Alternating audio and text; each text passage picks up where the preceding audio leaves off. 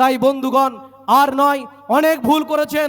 তৃণমূল কংগ্রেসকে সুযোগ দিয়েছেন, এর আগে স্বাধীনতার পূর্বে, স্বাধীনতার পর থেকে কংগ্রেসকে সুযোগ দিয়েছেন, বামেদেরকে সুযোগ দিয়েছেন।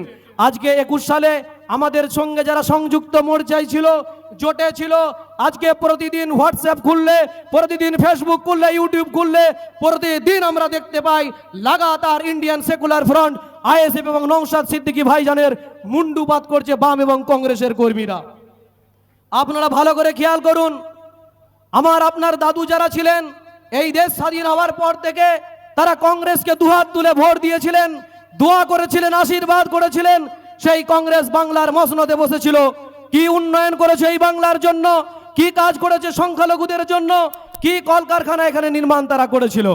আপনারা দেখেছেন সেই কংগ্রেসকে শেষ করে দেওয়ার জন্য সিপিএম উঠে পড়ে লেগেছিল এবং 34 বছর এই সিপিএম পশ্চিম বাংলায় ক্ষমতায় ছিল। তখন তাদের মায়া কান্না ছিল না, তখন তাদের ইনসাফ যাত্রা ছিল না, তখন তাদের সংখ্যালঘু দরদ ছিল না। সাচার কমিটির রিপোর্ট তুলে দেখুন বাম জামানায় সংখ্যালঘুরা কেমন ছিল। সাচার কমিটির রিপোর্ট তুলে দেখুন বাম জামানার সংখ্যালঘুদের আর্থিক সামাজিক উন্নয়ন কেমন হয়েছিল। শুধু সংখ্যালঘুদের নয়, সংখ্যালঘুদের ক্ষেত্রে দেখুন আজকে চাকরিতে দুর্নীতি হয়েছে বলে বামপন্থী ভাইয়েরা রে রে করে ওঠে। তাদের সময়ে চিরকুটে লিখে দিয়ে চাকরি করে দেওয়া হতো। বলবেন কোনো এভিডেন্স নেই? আরে ভাই, আজকের দিনের মতো যদি এত সোশ্যাল মিডিয়ার বাড়বাড়ন্ত থাকতো তাহলে সিপিএম এর সমস্ত দুর্নীতির কথা আজকে জনমানুষে উঠে যেত। আপনারা দেখেছেন এই সিপিএম এর কথা আমরা বলতে চাইছিলাম না, কিন্তু দিনের পর দিন যদি আমাদের দলের উপর তারা মিথ্যা অভিযোগ আরোপ করে, দিনের পর দিন বিধায়ক নওশাদ সিদ্দিকীকে ভোট কাটুয়া বিজেপির দালাল তৃণমূলের থেকে টাকা নিয়েছে বলে আমরাও কিন্তু এই বামপন্থী বন্ধুদেরকে ছাড় দেব না, আমরাও এই কংগ্রেসদেরকে ছাড় দেব না। আপনারা দেখেছেন, একটু ফ্ল্যাশব্যাকে চলে যান, একটু পিছনের দিকে ফিরে যান, একটু বামপন্থীদের একটু ইতিহাসটা খুঁজে নেন। আমরা এই প্রজন্মের ছেলে, আমরা দেখেছি তৃণমূলের সময়কাল এবং পালাবদলের সময়কাল। যখন আজকে আমাদের উপর আক্রমণ হচ্ছে আমরাও স্টাডি করা শুরু করলাম যে দেখি একটু বামেদের ইতিহাসটা কেমন ছিল 34 বছরের। স্টাডি করতে গিয়ে দেখলাম এই বামেদের ইতিহাস রক্তাক্ত ইতিহাস।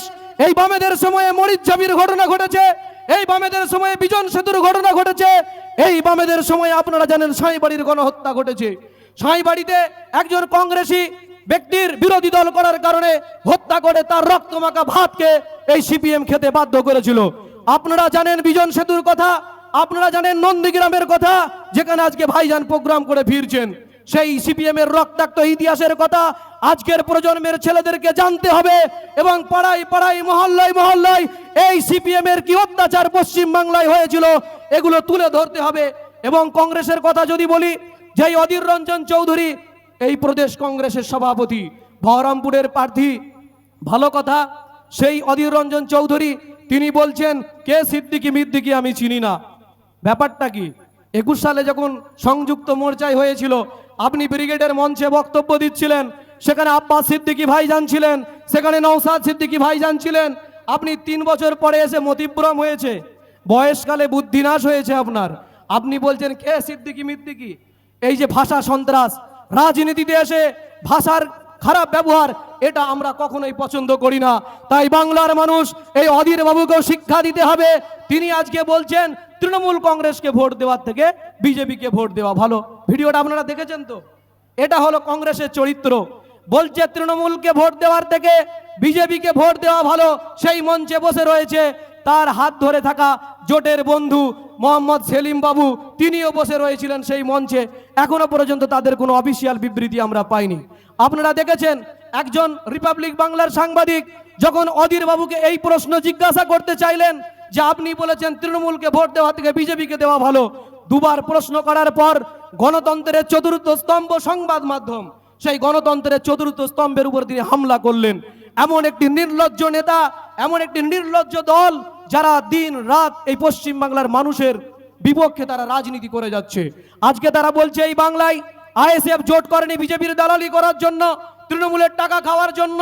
মাননীয় অধীর রঞ্জন চৌধুরী মহাশয়কে আপনারা জিজ্ঞেস করুন, বাংলাতে আপনারা বলছেন বাংলা বাঁচাতে হবে, 42টা আসন বাঁচাতে হবে, তার জন্য আপনারা জোট করেছেন। আর আপনাদের ইন্ডি জোটের মুখ রাহুল গান্ধী, তার বিরুদ্ধে প্রার্থী কারা দিয়েছে ভাই?